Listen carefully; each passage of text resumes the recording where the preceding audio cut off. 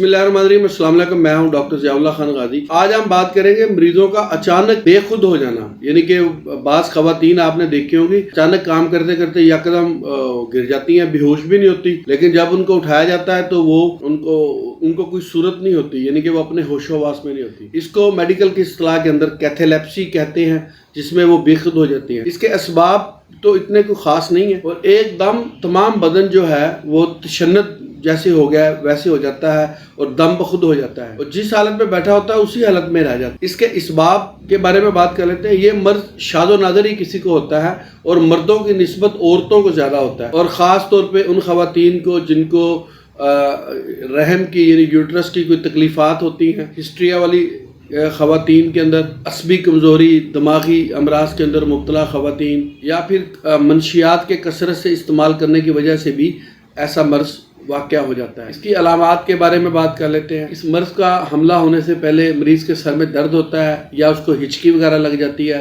बाद जब मर्ज़ का हमला होता है तो ख़वातीन बेहोश भी हो जाती हैं और बेहिस हो जाती हैं। मैं आपको इसके इलाज के बारे में बताऊंगा। होम्योपैथिक के अंदर कैनाबस इंडिका एक इंतहाई अहम होम्योपैथिक दवा है जो इस किस्म के अचानक बेहिस होने में कैथेलेप्सी के अंदर इस्तेमाल होती है। कैनाबस इंडिका इस तरह की मरीज़ा को यानी कि दौरा पड़ने से पहले तरह तरह के ख्यालात जहन के अंदर आते हैं और ख़वातीन को हैज़ की ख़राबी की वजह से भी ऐसे हो सकता है। हैज़ काले स्याह रंग का आता है। अगर इस तरह की अलामात हो तो आप कैनाबस इंडिका को छोटी ताकत 30 के अंदर इस्तेमाल करें। ज़्यादा यानी एक हफ्ता अगर इस्तेमाल करते हैं तो इसके इस्तेमाल करने से ख़वातीन को ऐसी जो यकदम बेसुध हो जाती हैं तो उनका वो ठीक हो जाता। तो आप इसको एक हफ्ता तक मुसलसल इस्तेमाल कर सकते हैं कैनाबस इंडिका को 30 के अंदर। बहुत शुक्रिया, अपना ख्याल रखिएगा और हमारे इस चैनल का भी ख्याल रखिएगा।